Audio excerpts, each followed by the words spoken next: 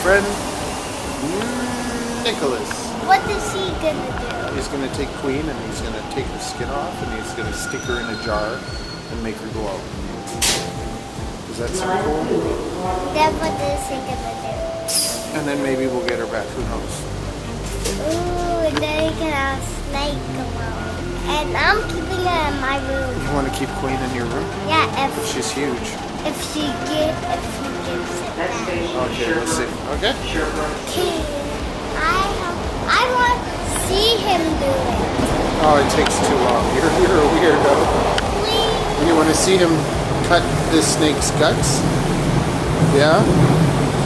You like that kind of thing?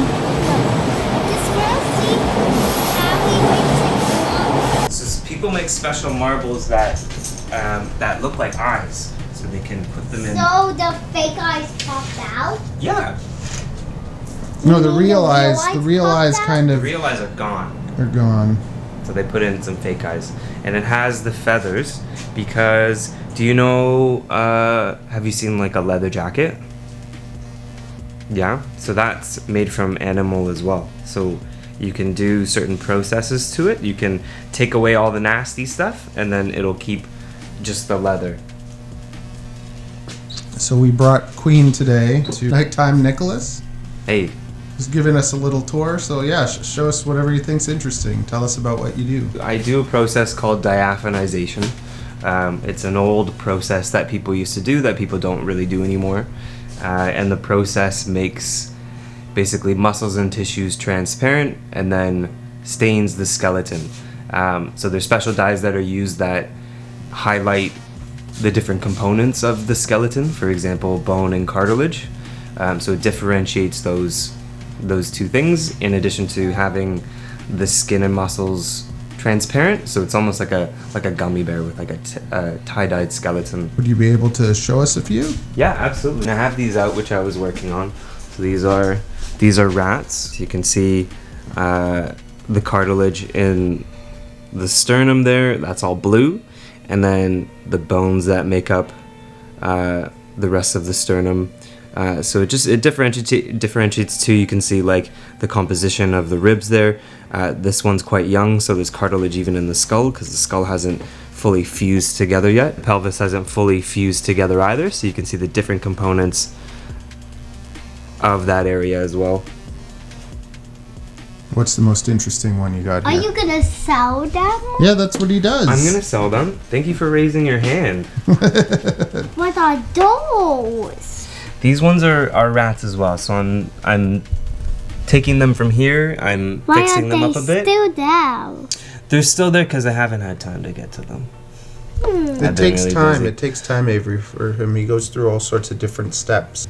Those ones are finished up. There are obviously many different steps. So depending on what step they're in, they'll obviously look fairly different. So I get animals that are whole, generally frozen, and then I have to remove the outside, remove the inside, preserve them, and then complete the process, which is essentially a series of rehydration, dehydration, and the shortest process I do is about 3 months, 2.5 to 3 months. The shortest. The shortest, yeah. So I've been working on some things for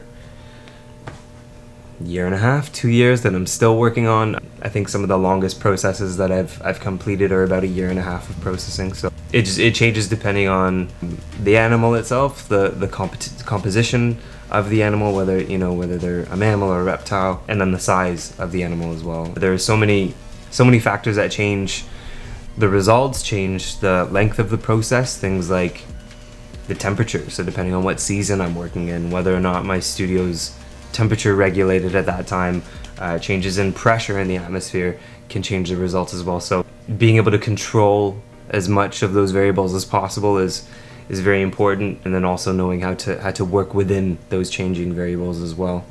So this one's my studio mate's freezer. He does taxidermy, so he has some larger things. Oftentimes when people come to the studio and ask what fridge to use, I usually don't tell them which one and just let them open this one. I think you're ready. Yeah. Let's see.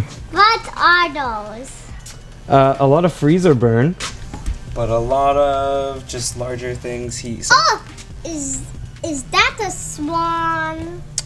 That one I think is a pigeon from what I can tell. Pigeon. What the heck's that? Is that a skunk? Could be. Actually, I think that's cat? I think that's a cat. Yeah. There's cats. Unplugging That my bottom one, nose. that's not a cat. Yeah, it's tough to identify things. He maybe doesn't work on the stuff as fast as he should. So obviously there's a lot of I'm build up and going things like that. away. Wonderful. Yeah. What's really cool about this place is that even though you're working with dead animals, Yeah. I don't smell anything. So Just with the process itself, you know, if you have a decaying smell, you know that something's wrong. So if something were to have a smell, I wouldn't be able to work with it. My studio mate might be able to, because my studio mate does taxidermy, insect pinning as well. So we can kind of work in tandem with our sources, our resources, do some exchanges, and it's super helpful. You have a question? What are there little skeletons inside those necklaces? That's a good question. They're not full skeletons, they're just parts. And I know that you're far away from these, so you might not be able to see, but that one's a bird wing. So sometimes with this process, because things can be so delicate, limbs might fall cool. off. Yeah. this has something in it too. Yeah. So this is my. it? This one's a snake. Which kind of snake? This one I believe is a radiated rat snake, but I could be wrong. Could be a ball python. It's pretty specific. No, that is. I think that is Because a I cobra. wanted one of those, Cobra. but I had to stop Wish at it was some a cobra. point. Adam came yesterday? Yeah. I don't know if you've seen Wicked's Wicked Reptiles at all. No, I don't He think so. has like 300,000 subscribers or whatever, but he has money and like everything, so it's like after this happened, I was traumatized. Like it was just I've raised these Superdwarf Reticulated Pythons since longer than her, and I had a group of them, that they just get bigger. I wanted to breed them, but after like a decade, I'm like, You don't have space. It well, takes just up- people shouldn't have them. Like ball pythons, people screw up with them too, but it's just like to have an animal that could be, you know, big. Like, I'm talking like 10-foot snakes. Yeah. Like not everyone should have them, and people buy them because they're popular, and then you have to realize that they have to keep them for 30 years or whatever. So it's like if I was gonna keep it, just for myself, I would just keep it. But I'm like, at the amount of snakes I have, Yeah, of they're not course. pets anymore, right? Yeah, yeah. Like they are, but it's like I'm not gonna be able to love them and spend all that time with them. So I saw that he's one of the few YouTubers that's like saying give them bigger homes, give them bigger homes. Yeah. So when she died, I was done. Like I kind of broke down. I messaged him and I was like, hey, if you give them good homes and don't breed them, you can have them. So I gave him like 10K worth of snakes. Yeah. Like he just came and picked them up, and it was just like, and it's so crappy because it's so much time, money, and all the future plans. The There's, way it goes sometimes, yeah. and I could have sold them for cheap, or like a little something. I'd rather them just have good homes. So Yeah. it feels good in a weird way because it's like I know that, and it's a lot easier because when you have five, like they were pretty big snakes and they piss all the time. So Yeah. now it makes things easier. What is that? What is that? Where are you pointing? Back there? So this one is a cat.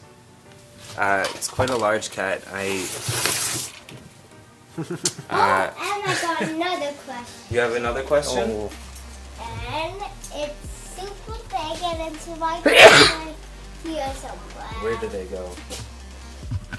What's that? What's this? Where are we pointing? This one? Yeah. We'll take it out so we can take a look. That's okay. So there are a few things in here. What do you see? I see one legs See some legs? and Yeah. a tail, a very long one, Mm-hmm. and a very long body. I see something that's different. ooh, I know what that is. A head. Yeah. We got. So what kind of about this animals? one? What does this one Yeah. look like? That head. Is that another head? It's a chameleon. I don't even know. Yeah, that one's a chameleon, and this one's a chameleon as well. Yeah. And what's that? That is the chameleon's tongue. So I pulled the tongue out a bit. And, The chameleon's tongue, you can see it? Yeah.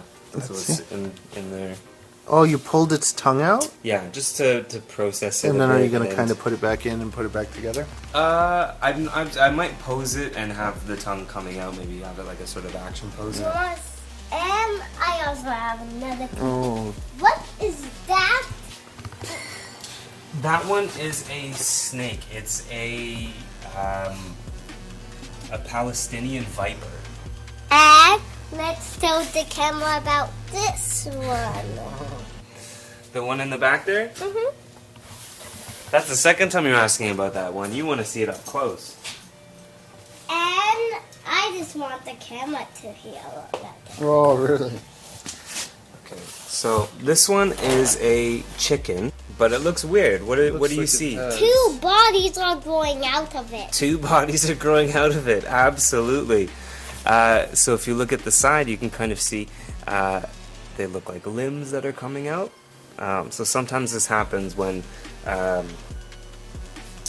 chickens are being bred at such high volume. They're always When they're interbreeding too much? yeah. They And get deformed also, chickens? tell them about this big one.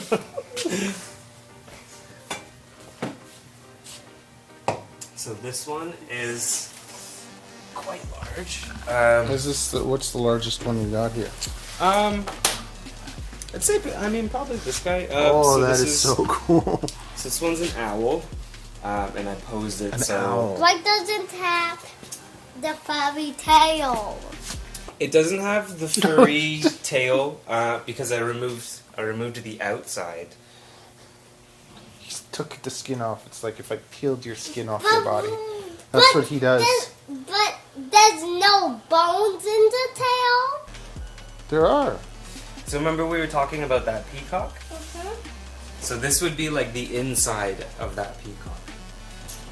Well, it has no bones in its tail. This one? No, No bones in its tail. not anymore because we took all the inside out, and then so this one does have bones in the tail. You see that? So that would be the tail there. So humans have tail bones as well. Why is it so small? Why is it so small? The tail? Yeah. You know what? I'm not sure. Maybe because they took the feathers off.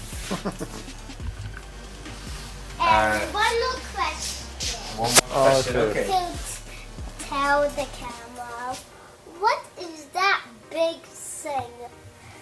Lift it up. This one here? Yeah. Yeah. These are there's More a chameleons. chameleon that's in here as well. This one's a beaver. Oh, wow. A baby And- beaver? There are two beavers in there. Beaver Three? or otter? It's a beaver, yeah. How did you get a beaver? One of the people that I work with is a trapper, and there's a special license to trap certain animals, and you need to trap them a certain way. So he has his license, and he trapped a mother and hadn't realized, I guess at that time, and found that the mother was carrying, I'm not sure with beavers what you'd call it, a litter. So those were like inside her? Yes. Yeah. Unborn beavers? Yeah, so it was about 8 of them, I believe. And I did like an exchange with them. So, I want your unborn beaver. yeah, I mean, they're, situations like that are just, that's Yeah. the circumstance of And that kind of now work. tell So, this- Hey, that was your last question. No, I tricked you. this one is one I've been working on for a long time as well. So, this one is a hedgehog. Oh. So I kept I kept- love hedgehog. I kept the back so you can kind of see through it, right? Yeah. Yeah. I'm still working on it. What are you gonna do? I want to make it more clear so you can see through it. And I think you should add more color. You think I should add more color? I could add more color. Okay, now you can keep talking. Thank you.